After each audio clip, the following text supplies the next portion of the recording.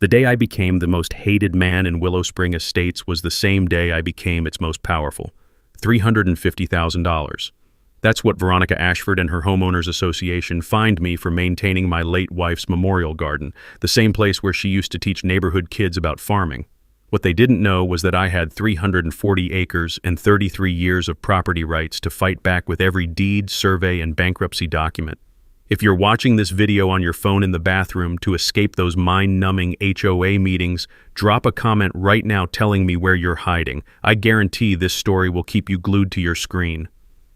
Let me back up and tell you how this nightmare started. My name is Clayton Brewster, I'm 58, and I've lived on this land my entire life. My grandfather bought these 340 acres back in 1952, when this was nothing but farmland and dirt roads. He raised cattle, grew corn, and built the stone house where I still live today. Sarah and I moved into the old homestead when we got married 35 years ago. She fell in love with the place immediately, especially that patch of earth where she'd eventually plant her heirloom vegetable garden. For 3 decades, she nurtured those tomatoes, peppers, and herbs like they were her children. When the cancer came, that garden became her sanctuary.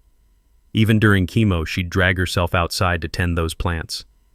She passed 2 years ago, and I've kept that garden going ever since. Every morning, I water those same heirloom varieties, pull the same weeds, and remember how her laugh used to echo across the property when the grandkids would help her harvest. But here's the thing. While Sarah and I were living our quiet life, the world changed around us. In the 1990s, some developer bought up all the surrounding farmland and built Willow Spring Estates. 127 luxury homes with perfect lawns, matching mailboxes, and gates that kept the outside world at bay. They formed their little HOA in 1995, complete with architectural committees and violation enforcement. For 27 years, we coexisted peacefully. Then Veronica Ashford moved in. Veronica's 45, drives a silver Lexus that's shinier than my grandfather's surveying equipment, and wears pearl earrings to morning violation inspections. She moved here from some expensive coastal city, convinced she needed to bring proper standards to our rural community.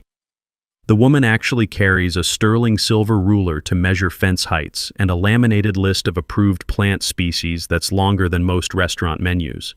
Last spring, she got herself elected HOA board president with promises to elevate property values and maintain community aesthetics. Translation: get rid of anything that looked like it belonged to the original families who'd been here for decades. Her first target? Sarah's memorial garden. Agricultural use in a residential zone, she declared, slapping me with a $2,500 fine. Then came the fence, the same stone and wire boundary my grandfather built in 1952. Non-conforming boundary marker, she said. $8,500. The old well house where Sarah stored her garden tools. Unpermitted structure. $15,000. Each citation felt like a punch to the gut. This woman was systematically attacking every place that held memories of Sarah. The garden where she taught neighborhood kids about vegetables. The fence where she hung bird feeders every winter.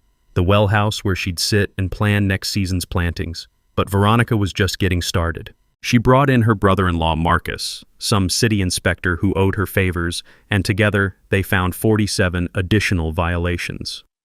My gravel driveway, the same one that had served 4 generations of Brewsters, suddenly needed modern paving standards. $85,000. The stone chimney that had warmed our house since Eisenhower was president? Structurally non-compliant. $45,000 more. The sound of those violation notices hitting my mailbox became like a death knell. Every morning I'd walk down that gravel drive, crunch, crunch, crunch under my boots, and find another citation waiting. The numbers kept climbing. 50,000, 100,000, 200,000. My insurance company started making noises about cancellation due to ongoing code violations. The bank sent lien notices.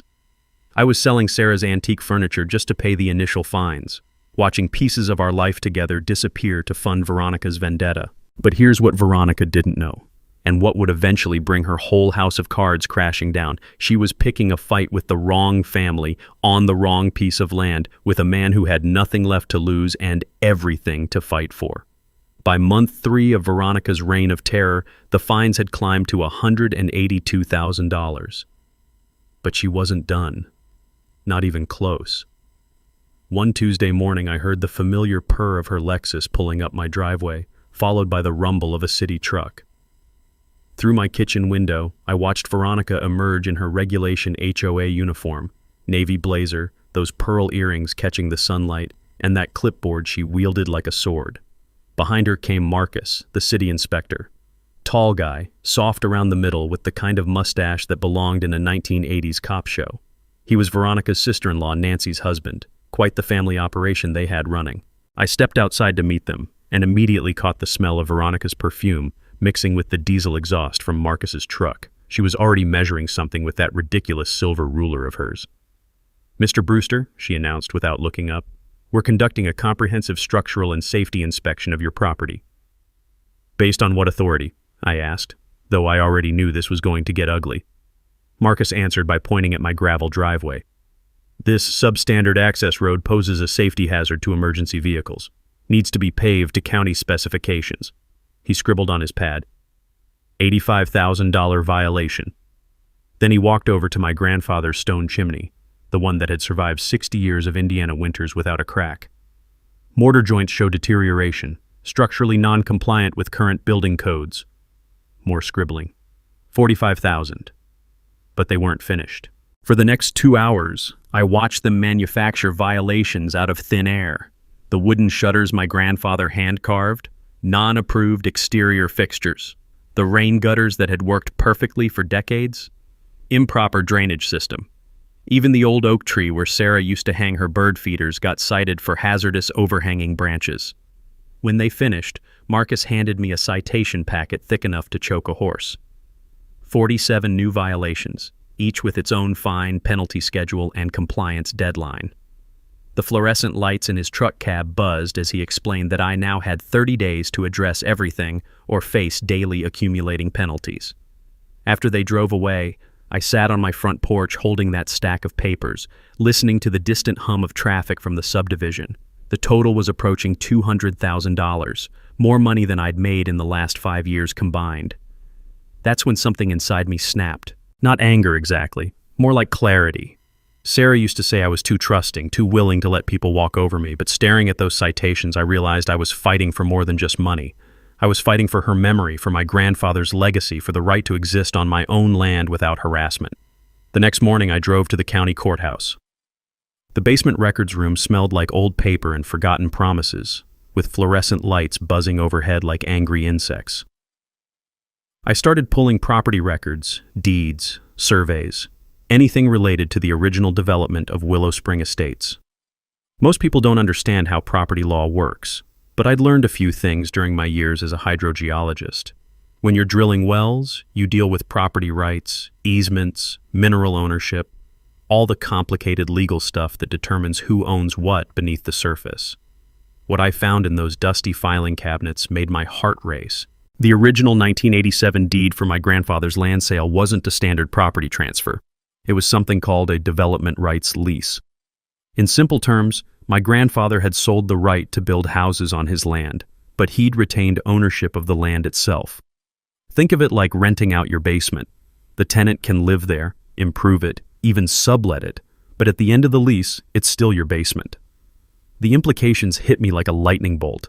If my grandfather had only leased development rights, then technically, but when I tried to get copies of the supporting documents, Nancy, the county clerk, gave me the runaround. "Those records might not be available," she said, avoiding eye contact. "Sometimes older files get misfiled or damaged." Interesting how the sister-in-law of the city inspector suddenly couldn't locate the exact documents that might challenge the HOA's authority. I spent 3 more days in that records room going through every box, every misfiled folder, every forgotten cabinet. Finally, in a box marked Development Projects Miscellaneous, I found what I was looking for, a carbon copy of the original contract, complete with my grandfather's signature and a very specific clause about land ownership retention. The fines were now accumulating at $500 per day. But for the first time since this nightmare began, I felt hope stirring in my chest. Veronica thought she was dealing with a helpless old widower. She had no idea she'd just picked a fight with the actual landowner. 3 weeks later, Veronica called an emergency HOA board meeting. I wasn't invited, of course, but the results showed up in my mailbox the next morning: a foreclosure notice and a 30-day eviction order. According to the official letterhead from Pemberton and Associates, some high-priced law firm from Indianapolis, the HOA was exercising its right to foreclose on my property due to chronic non-compliance with community standards and failure to remit assessed penalties totaling $247,000 to $247,000 for violations on land my family had owned since Harry Truman was president. I called my daughter Jessica in Portland that evening. She's an environmental lawyer out there, works with timber companies and water rights disputes. When I read her the foreclosure notice over the phone, the silence stretched so long I thought we'd lost connection. "Dad," she finally said, "this doesn't sound legal. HOAs can place liens, but foreclosure for code violations? In 30 days, without a court hearing? That's not how this works." "Well, their lawyer seems to think it's how it works," I said, staring at the stack of legal documents spreading across my kitchen table. "Says here I need to vacate the premises within 30 days or face criminal trespassing charges." Jessica was quiet for another moment. "Dad, I'm flying home this weekend. Don't sign anything, don't pay anything, and whatever you do, don't leave that house." But the financial pressure was crushing. Between the mounting fines and legal threats, I was bleeding money faster than I could earn it. I sold my grandfather's collection of surveying equipment, brass instruments that had mapped half the county back in the day. Then went Sarah's china set, the one her grandmother had given her for our wedding. Each sale felt like cutting away pieces of my life. But I needed cash for lawyers and research. That's when I called Eleanor Patterson. Eleanor's 73, runs a genealogy research service out of her home office, and has a reputation for finding property records that everyone else claims don't exist. She's the kind of woman who remembers when the courthouse burned down in 1967 and knows which records got saved, which got lost, and which got accidentally misfiled by bureaucrats trying to cover up their mistakes. "Clayton," she said when I explained my situation, "you're talking about the old Clearwater Development Project. I remember when they first broke ground. Your grandfather was pretty upset about something back then, but nobody knew exactly what. Eleanor charged me $500 to do a complete property history search. 2 days later, she called with news that changed everything. "You need to sit down for this," she said. "I found the original survey maps from 1987. Your grandfather's 340 acres included the entire footprint of what's now Willow Spring Estates. Every house, every street, every common area, it's all built on the original Brewster farm." The implications were staggering. If Eleanor was right, then 127 families were living on houses built on land that had never been properly transferred away from my family. But the real bombshell came when Eleanor tracked down the surveyor who'd handled the original property mapping. Tom Bradley, now retired but still sharp at 78, remembered the Brewster project like it was yesterday. "Your grandfather was very specific about the boundaries," Tom told me over coffee at the local diner. His weathered hands sketched the property lines on a paper napkin. He wanted to make sure the development rights didn't interfere with the mineral and water rights. Smart man. Most farmers back then didn't understand the difference between surface rights and subsurface ownership. Tom explained something I'd never fully understood about property law. When you own land, you don't just own the surface. You own everything underneath it too, unless specifically sold separately. Mineral rights, water rights, even the right to determine what gets built on top. "Think of property ownership like a layer cake," Tom said. "You can sell the icing without selling the cake underneath. Your grandfather sold the right to build houses, but he kept the foundation, literally and legally." The revelation hit me like a sledgehammer. If Tom and Eleanor were right, then Veronica wasn't just harassing me with illegal fines. She was doing it while standing on land that legally belonged to my family. I drove home that afternoon with my mind racing. The foreclosure deadline was 18 days away. My legal fees were approaching $25,000. But somewhere in those courthouse records was the proof I needed to turn this whole situation upside down. The question was, could I find it before Veronica's lawyers bulldozed me into bankruptcy? As I pulled into my gravel driveway, crunch, crunch, crunch under my tires, I noticed fresh tire tracks near Sarah's garden. Someone had been on my property while I was gone. The violation game was escalating, and Veronica wasn't playing by any rules I recognized. The tire tracks led straight to Sarah's memorial garden, where I found fresh holes in the soil and 3 of her prized heirloom tomato plants uprooted. A new citation was zip-tied to the garden fence. Unauthorized agricultural modification, $15,000 penalty. Veronica wasn't just issuing fines anymore, she was trespassing on my property to create violations. The next morning, Pemberton and Associates dropped their nuclear option, a countersuit for $2.3 million, claiming adverse possession and demanding compensation for property improvements made in good faith over 32 years of beneficial occupation. The legal theory was brilliant in its audacity. Veronica's lawyers were arguing that since the neighborhood had existed for over 3 decades, the residents had gained legal ownership through continuous use, regardless of what the original deeds said. They wanted me to pay them for the privilege of being foreclosed on. I read through the 50-page legal filing while sitting in Sarah's garden, surrounded by the smell of overturned earth and the buzz of angry bees whose hives had been disturbed. The language was dense and intimidating, full of Latin phrases and property law citations that made my head spin. But buried in the footnotes was something interesting. The adverse possession claim was based on a 1991 property assessment that apparently established the neighborhood as settled community with presumptive ownership rights. The problem was, 1991 was also the year something else had happened, something that completely changed who owned what. Eleanor Patterson had mentioned that Clearwater Development Company went bankrupt, but I hadn't understood the timing. Now, sitting in my vandalized garden with legal papers scattered around me like fallen leaves, I started connecting the dots. I called Eleanor that afternoon. "I need you to research Clearwater Development's bankruptcy," I said. "Specifically, what happened to property ownership when they went under?" "That's going to require digging through federal bankruptcy court records," she said. "Could take a week, maybe 2. "I don't have 2 weeks," I told her. "The foreclosure hearing is in 12 days. Eleanor was quiet for a moment. "Quiet. There might be another way." Clearwater's attorney back then was a fellow named Richard Sterling. He retired to Florida, but I might be able to track him down. 3 days later, Eleanor called me back, excitement crackling in her voice. "Clayton, I found him. Richard Sterling, now 81 years old, living in a retirement community outside Tampa. And here's the kicker. He's been waiting 30 years for someone from the Brewster family to call him." It turns out Richard Sterling had tried to contact my family multiple times after Clearwater's bankruptcy, but we'd moved to temporary housing while renovating the old farmhouse, and his letters never reached us. He'd kept copies of all the relevant documents in his personal files, waiting for the day when the property ownership question would inevitably surface. "Your grandfather was very specific about retaining land ownership," Sterling told me during a crackling long-distance phone call. His voice was gravelly, but sharp.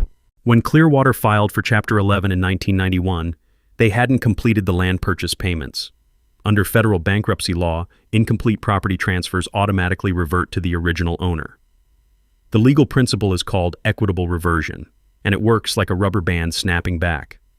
When a buyer goes bankrupt before completing a property purchase, ownership automatically returns to the seller, regardless of what's been built on the land in the meantime. Sterling had the documentation to prove it.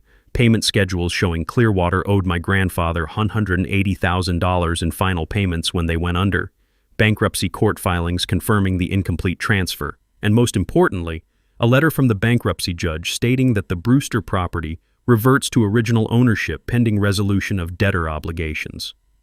"Son," Sterling said, "you've owned that entire subdivision since 1991. Every house, every street, every blade of grass. The residents think they bought their properties from Clearwater, but Clearwater never legally owned what they were selling." The implications were staggering. Veronica hadn't just been harassing me on my own land. She'd been doing it while living in a house built on my land, elected to an HOA governing my property, issuing fines for violations of rules she had no authority to enforce. But the best part was the adverse possession claim.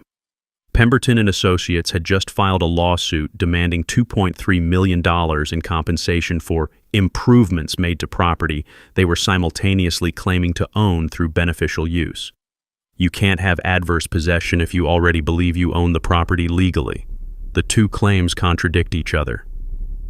Sterling agreed to overnight the original documents to my lawyer's office. As I hung up the phone, I looked around my property with new eyes. The gravel driveway Veronica wanted paved? My driveway, on my land. The fence she'd cited as non-conforming? My fence, marking my property boundaries. The woman had been standing in my backyard, issuing me citations for code violations on my own property, while living in a house she had no legal right to occupy. Tomorrow, I was going to start issuing some violations of my own. Eleanor Patterson arrived at my house on a Thursday morning carrying a leather satchel that looked older than both of us combined. Inside were photocopies of documents that would change everything.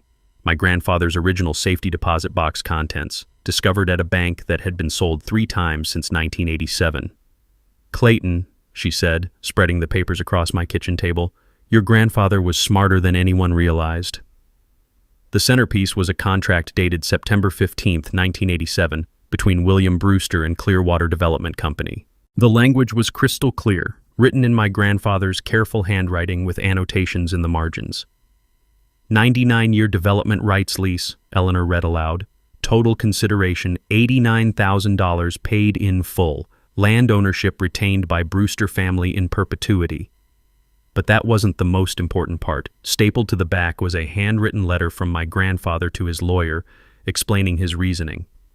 "I don't trust these city developers," he'd written. "They promise the moon and disappear when things go bad.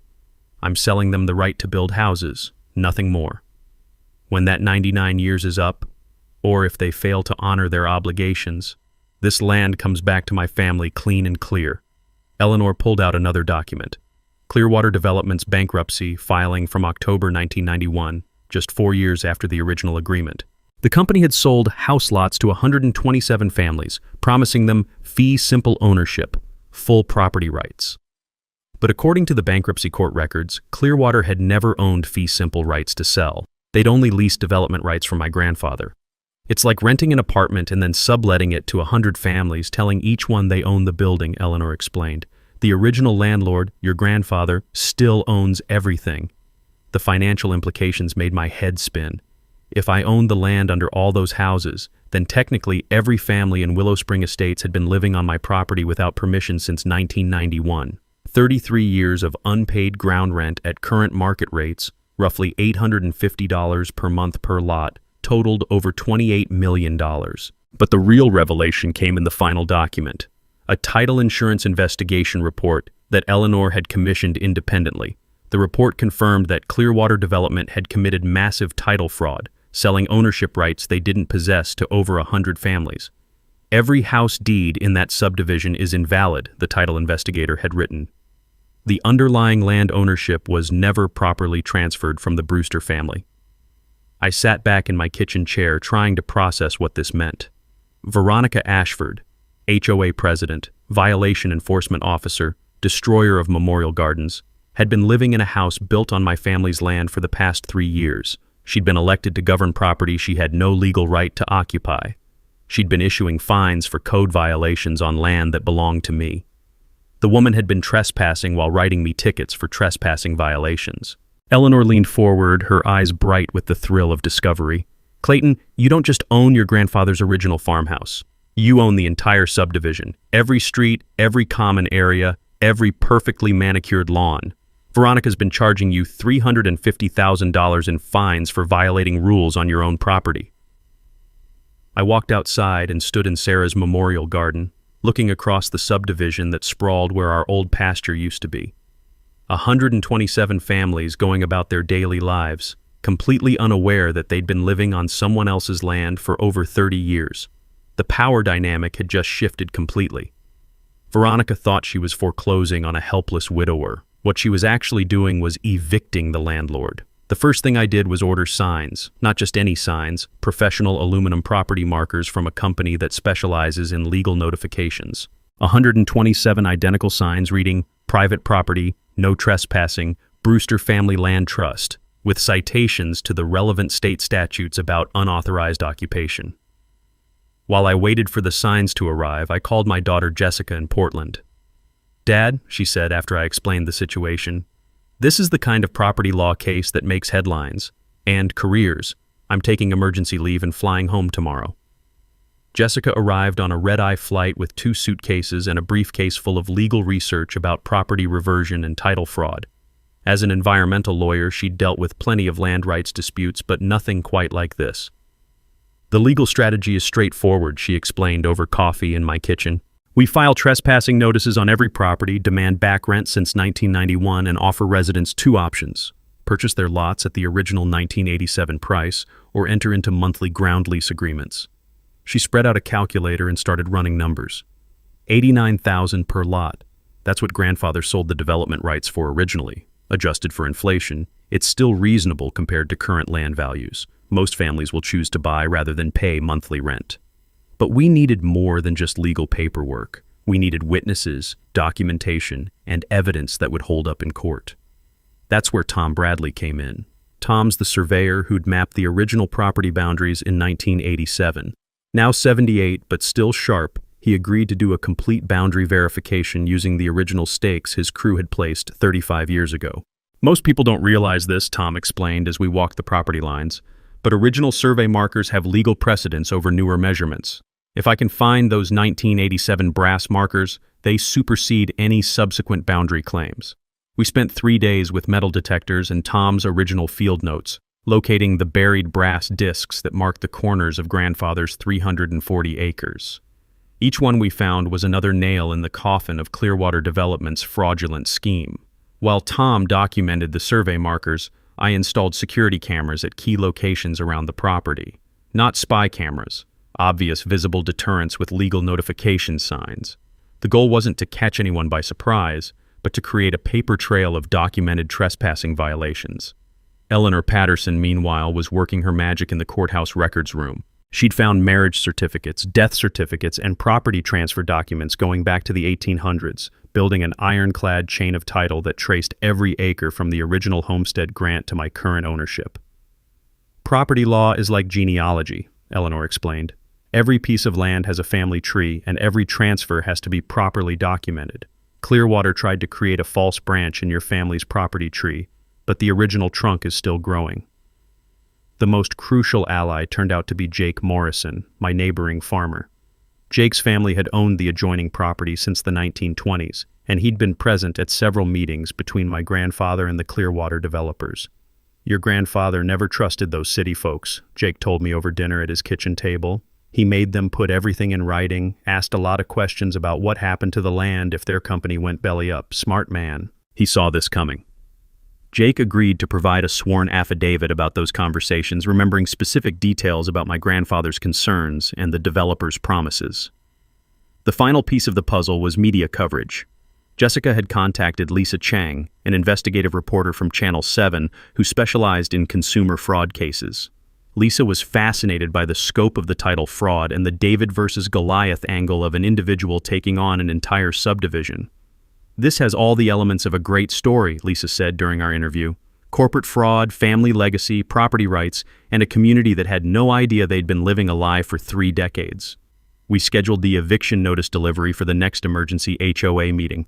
Jessica had prepared 127 individual trespassing notices, each one legally served and properly documented. Tom Bradley would present the survey evidence. Eleanor would explain the chain of title. Jake would testify about the original agreement, and Lisa Chang would film the whole thing.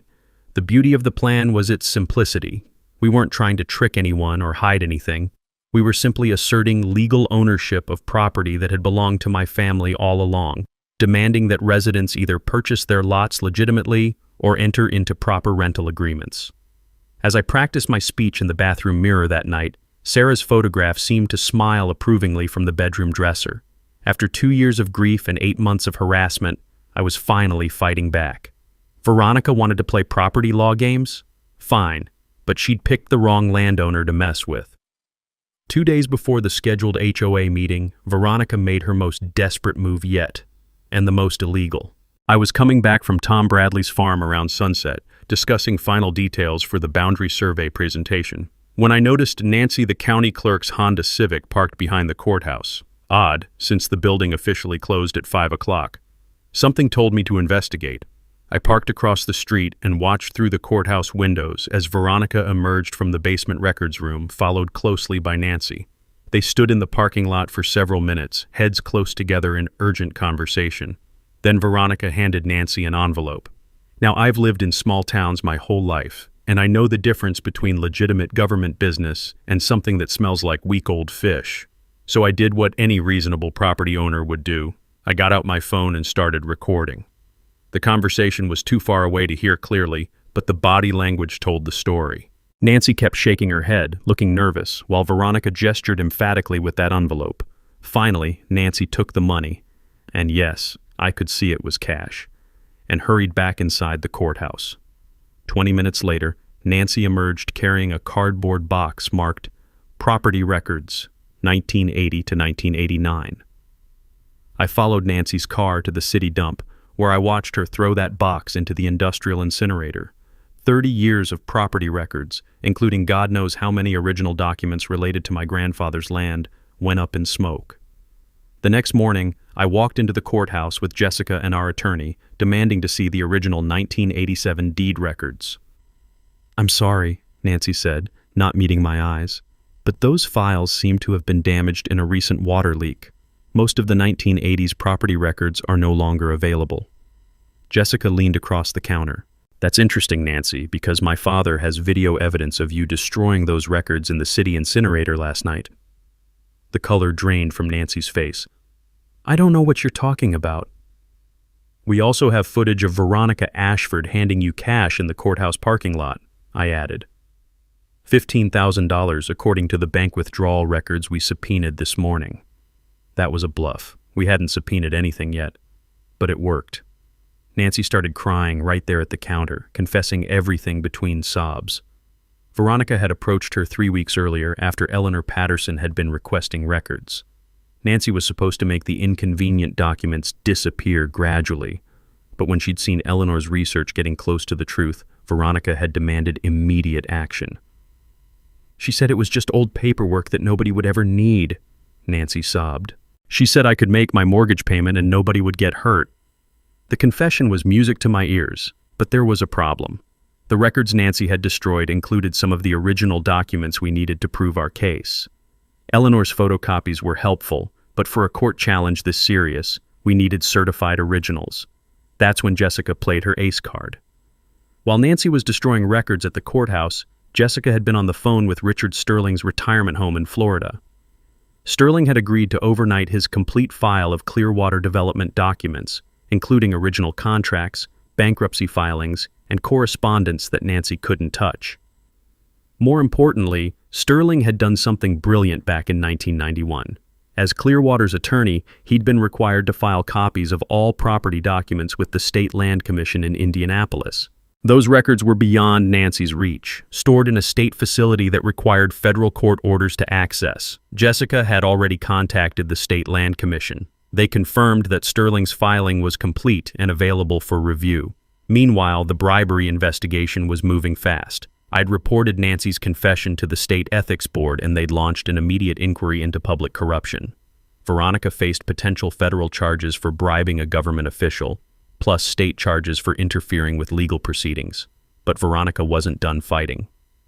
That afternoon, she escalated the violation game one more time, issuing a final citation that pushed the total fines to exactly $350,000. This time, she cited me for criminal trespassing during active foreclosure proceedings and threatened to have me arrested if I didn't vacate the property within 24 hours. The irony was so thick you could cut it with a chainsaw. Veronica Ashford, who'd been living illegally on my family's land for 3 years, was threatening to have me arrested for trespassing on my own property. Jessica just smiled when she read the citation. "Perfect," she said. She just committed harassment under color of authority while under investigation for public corruption. The state attorney general is going to love this. As I fell asleep that night, I could hear the distant hum of traffic from the subdivision. 127 families going about their lives, unaware that their world was about to change forever. Tomorrow was the HOA meeting. Tomorrow, the truth came out. The emergency HOA meeting notice went out on Friday morning. Special assessment vote, urgent legal matter, attendance mandatory. Every homeowner in Willow Spring Estates received a certified letter requiring them to attend Sunday's meeting to vote on a $25,000 special assessment per household, $25,000 per house, to be paid within 30 days. The letter, signed by Veronica and the HOA board, claimed the money was needed for critical legal defense regarding property ownership disputes and emergency fund to resolve title complications. It mentioned potential liens, foreclosures, and property value impacts if residents didn't approve the assessment. What the letter didn't mention was where that money was really going. Saturday afternoon, Jessica's forensic accountant friend called with explosive news. Following the money trail from the HOA's bank accounts, she'd discovered that Veronica had established a shell company called Ashford Legal Defense LLC 3 weeks earlier. The company had no employees, no office, no business purpose except to receive payments from the Willow Spring Estates HOA. It's textbook embezzlement, the accountant explained. She's using the HOA's emergency powers to vote herself a $3 million payday disguised as legal fees. The math was simple. $25,000 times 127 homes equals $3.175 million, all flowing into Veronica's personal shell company.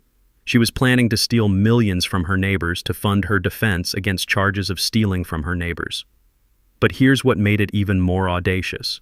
Veronica was asking residents to pay $25,000 each to defend against my ownership claim, while simultaneously living in houses built on land she knew belonged to my family. Jessica immediately filed an emergency injunction to block the special assessment vote, but the hearing wouldn't happen until Monday morning, 24 hours after the HOA meeting. We needed to expose Veronica's scheme before she could ram the vote through. That's when Lisa Chang from Channel 7 proposed something brilliant. What if we broadcast the HOA meeting live? She suggested. Not just record it for later, stream it live on Facebook with simultaneous fact-checking and document verification. Let the whole community see exactly what's happening in real time.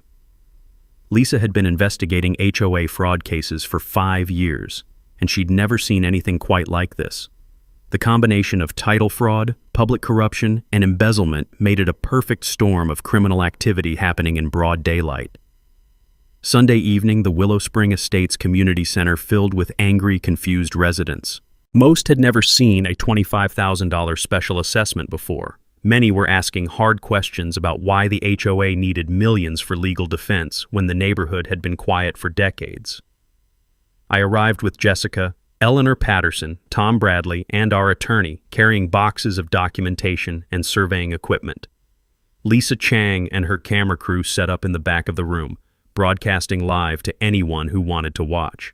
Veronica called the meeting to order at 7 o'clock sharp, wearing her navy blazer and pearl earrings like armor. She looked confident, professional, completely in control. "Ladies and gentlemen," she began, "we're facing an unprecedented legal challenge that threatens the very foundation of our community. A frivolous lawsuit from a disgruntled neighbor could result in liens on every property, massive legal fees, and devastating impacts on property values." She painted me as a bitter old man, trying to extort money from hardworking families, claiming my ownership documents were fabricated and designed to exploit legal loopholes. The special assessment, she argued, was the only way to fund proper legal representation against my baseless claims. But then she made a critical error. In her eagerness to demonize me, Veronica revealed that she'd known about the property ownership questions for months. She'd consulted multiple attorneys, commissioned her own title research, and even attempted to resolve the matter quietly through proper channels. In other words, she'd known my ownership claim was legitimate, which meant she'd been issuing fraudulent violations and harassment fines while fully aware she had no authority to do so. Jessica stood up during the question period. "Mrs. Ashford, if you've known about these ownership questions for months, why are you just informing residents now, and why haven't you disclosed that Ashford Legal Defense LLC is a company you personally own and control?" The room erupted. Residents started shouting questions, demanding answers, pointing out obvious conflicts of interest. Several people pulled out their phones to check the live stream comments, where viewers were posting links to the state business registration showing Veronica's ownership of the shell company. But the real bombshell came when Tom Bradley stood up to present his survey findings. Using a portable projector, he displayed the original property maps showing that every house in the subdivision was built on the Brewster family land. "Ladies and gentlemen," Tom announced in his clear, authoritative voice, "you've been living on someone else's property for 33 years. The moment Tom Bradley finished explaining the survey results, I stood up and walked to the front of the community center. In my hands were 127 identical envelopes, one for every household in Willow Spring Estates.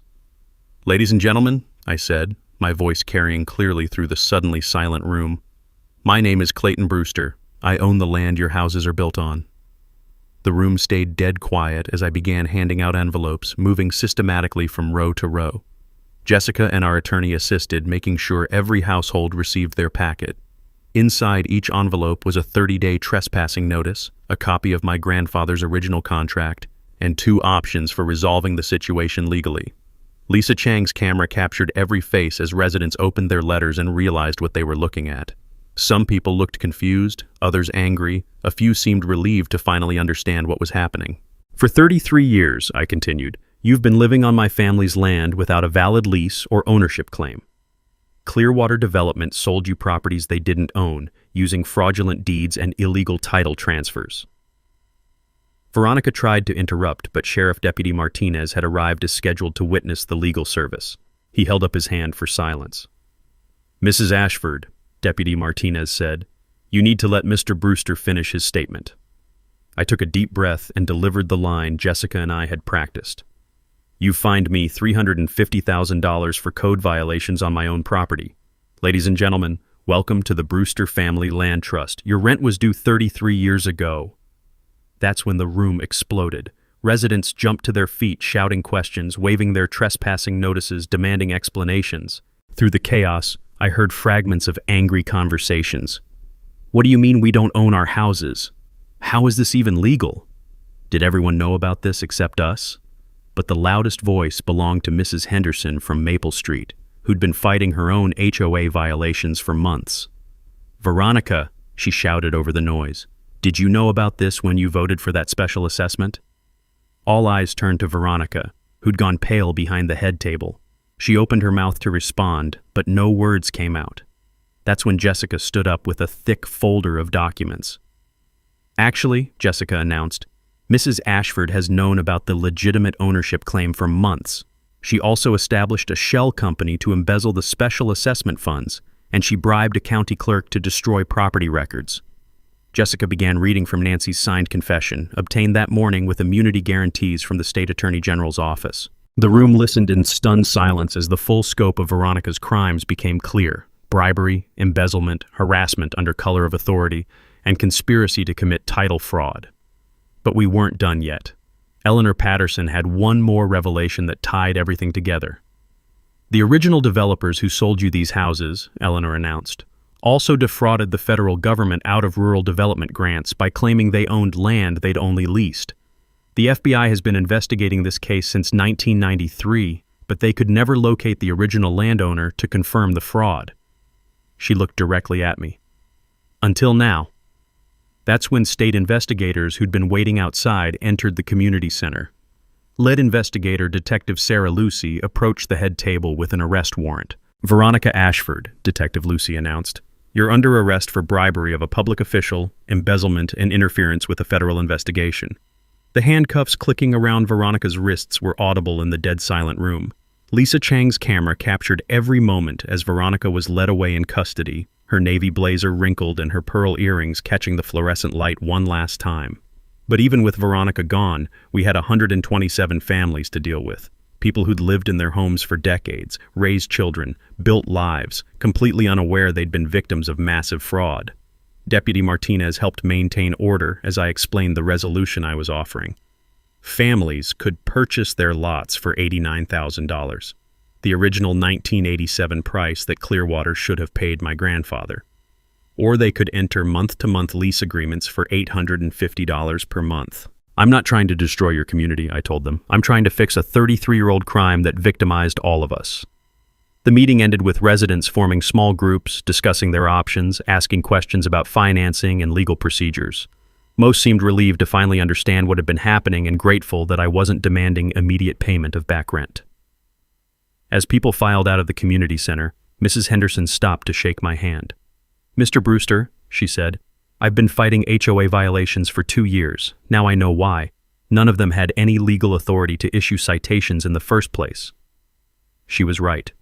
For 3 decades, the residents of Willow Spring Estates had been governing property they didn't own, following rules enforced by people who had no legal standing to make them. 6 months later, Veronica Ashford was sentenced to 15 years in federal prison for public corruption, embezzlement, and conspiracy to commit mail fraud. The FBI investigation revealed that similar title fraud schemes had occurred in 12 other states, all connected to the original Clearwater Development Network. Nancy, the county clerk, received 2 years probation and community service in exchange for her cooperation with federal investigators. She lost her job, of course, but avoided prison time by helping prosecutors trace the paper trail of destroyed documents. The resolution for Willow Spring Estates turned out better than anyone expected. Of the 127 families, 89 chose to purchase their lots outright for the original $89,000 price. Most were able to secure financing through their existing mortgages, treating it as a refinancing rather than a new purchase. 38 families opted for the monthly lease agreements, primarily elderly residents on fixed incomes who preferred the predictability of rent payments over a large mortgage adjustment. The lease terms were generous, no rent increases for 5 years, and the option to purchase at any time without penalties. The HOA dissolved immediately, replaced by the Willow Spring Residents Association, a much simpler organization focused on maintaining common areas and organizing community events rather than enforcing architectural restrictions. No more fines, no more violation citations, no more harassment of longtime residents. Property values, which everyone had feared would collapse, actually increased once the title confusion was resolved. Clear ownership documents and legitimate deeds made the homes more attractive to buyers and mortgage companies. But the biggest change was in the community itself. Sarah's memorial garden became the neighborhood's heart. Instead of hiding behind perfect lawns and matching mailboxes, families started growing vegetables together, sharing harvests, teaching children about sustainable farming. The kids who'd helped Sarah plant tomatoes 15 years ago now brought their own children to learn about heirloom varieties and soil conservation. Jessica decided to move back from Portland permanently, opening a property rights law practice that specializes in helping rural families protect their land from development fraud. She works out of the old well house that Veronica once cited as an unpermitted structure, now officially designated as a historic preservation site. Tom Bradley, the surveyor who'd helped uncover the truth, established a pro bono boundary verification service for elderly property owners. Too many families, he'd realized, were vulnerable to similar schemes because they didn't understand their legal rights or couldn't afford professional surveys. Eleanor Patterson became something of a celebrity in genealogy circles, writing articles about property research and speaking at conferences about uncovering title fraud. She donated her entire case file to the State Historical Society as an example of how ordinary citizens can fight back against corporate deception. The most meaningful change, though, was personal. For the first time since Sarah died, I felt like I had a purpose beyond just maintaining her memory. The Brewster Family Land Trust wasn't just about property ownership. It was about protecting families from the kind of harassment and fraud that had nearly destroyed my own life. We used the settlement money from the title insurance company to establish the Sarah Brewster Agricultural Scholarship at Purdue University. Every year, the program supports 5 rural students studying sustainable farming, environmental science, or agricultural law. The first recipient was Jake Morrison's granddaughter, who's now working on innovative water conservation techniques that would make my hydrogeologist career look simple. Last month, we hosted the first annual Willow Spring Harvest Festival in the community center where Veronica's scheme had unraveled. Families brought dishes made from vegetables grown in their own yards. Children played games between the garden rows, and everyone celebrated the community that had emerged from the ashes of fraud and deception. Standing in Sarah's memorial garden as the sun set over our peaceful neighborhood, I realized something important. Veronica had tried to destroy the past. Sarah's memory, my grandfather's legacy, the connections between families and the land. But in fighting back, we'd built something better than what existed before. Sometimes the best revenge is creating a future that's stronger than the pain that came before it. Now, I want to hear from you.